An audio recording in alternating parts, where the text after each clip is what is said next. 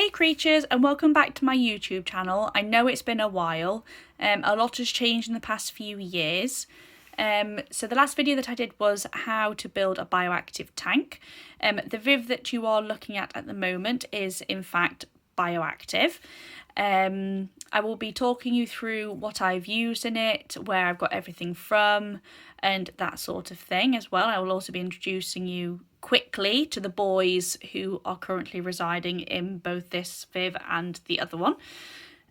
So in this Viv, as I said, it is a bioactive setup. Everything that is in this Viv I did get from Cotswolds Reptiles. Obviously in the current climate and delivery the way it is, they were super quick at getting everything through to me, making sure I had everything in time for the boys arriving. The two boys that are in these Vivs are ball pythons. I have adopted them from a gentleman called Charlie from down in London.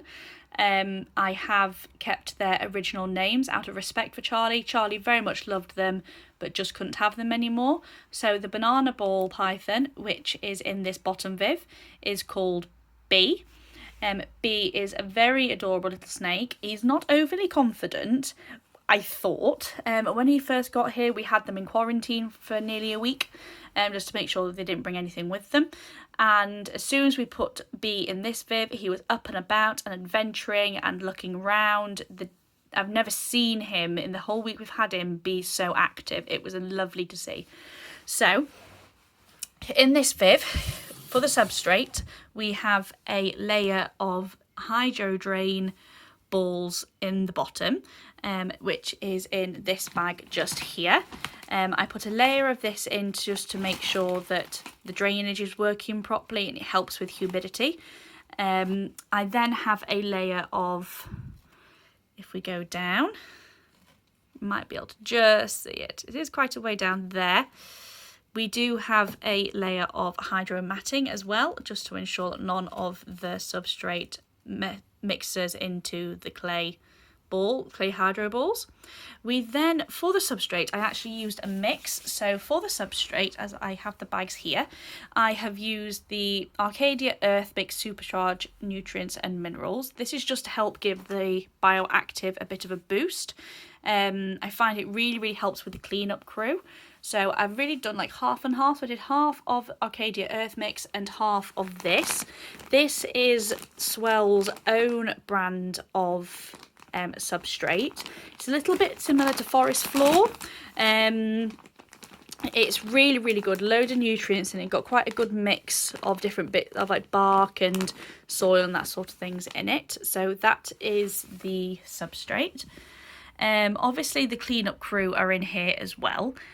So for the cleanup crew, I actually do give them custodian fuel from Arcadia.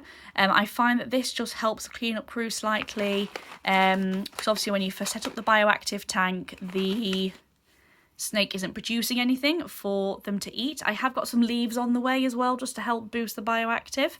They should be arriving the next day or so. So I feed these to my custodians every 7 to 14 days ish. I normally do it like once a week, give or take, especially when starting out. After about a month, I'll probably only do it a couple of times a month when the bioactive is fully up and running.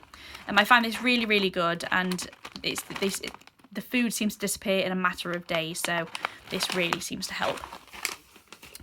Also, obviously, he has his water bowl here, which he has made very dirty because he was adventuring around earlier on.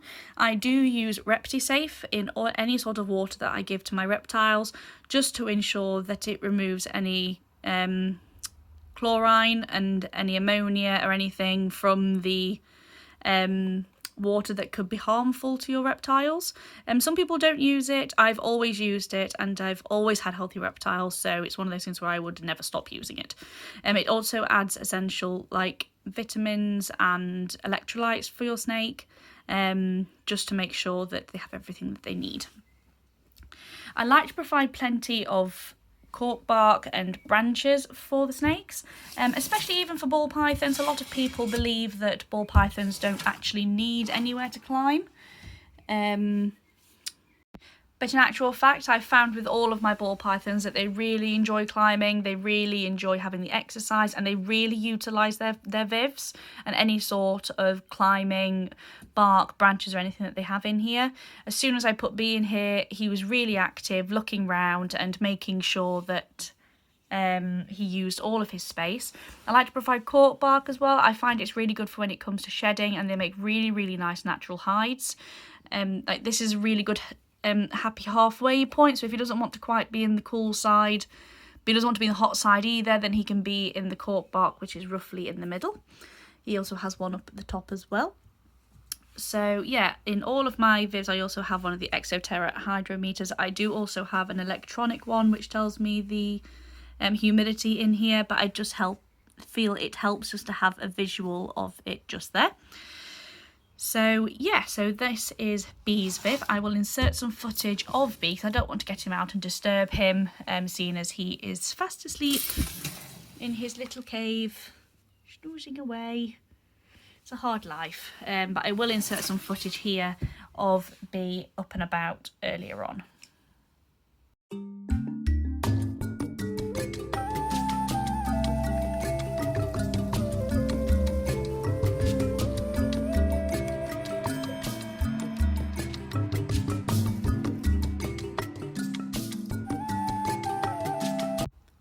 Okay, so this is Duck's viv. His viv is slightly different purely because the plugs are on different sides of the room. This is his hide over here, which he seems to absolutely adore. He loves it. He's been in here the entire time since I've put him in this new viv. As you can see, Duck has plenty of space to climb and explore and everything. He also has cork bark. So exactly the same setup in here as it was in B's viv. Just so I can talk you through what custodians we have in here. So we have springtails and dwarf white woodlice. I find they go really, really well as cleanup crew. They tend to thrive great. Well, they always have with mine. In any viv I have that is bioactive.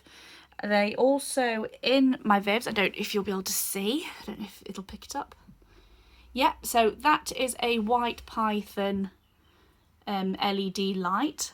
They're not vital, and a lot of people say that they're not needed for bioactive vivs or any sort of viv with ball pythons, but I just find it's really nice for the boys to have that differentiation between daytime and nighttime. They are on a timer, so they will come on in the morning at about 7:30, 8 o'clock, and they will go off in the evening at about 6, 7 o'clock. Even though it's still light here, it just means that they have a natural progression of it turning to nighttime rather than just being sudden blackness.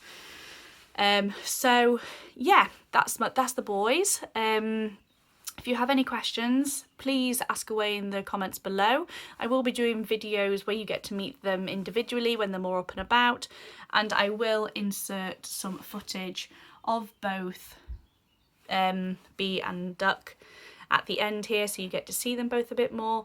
Thank you ever so much for joining me, guys. If you want to go and check us out on Instagram, our Instagram page is Cotswolds Reptiles. I will put a link in the description, and if you would like to check out the video I made, granted quite a while ago, but still it's a really good talk through of my other ball python Benjamin and the setup in his viv, that'd be amazing. Thank you ever so much for joining me, creatures. Speak to you soon.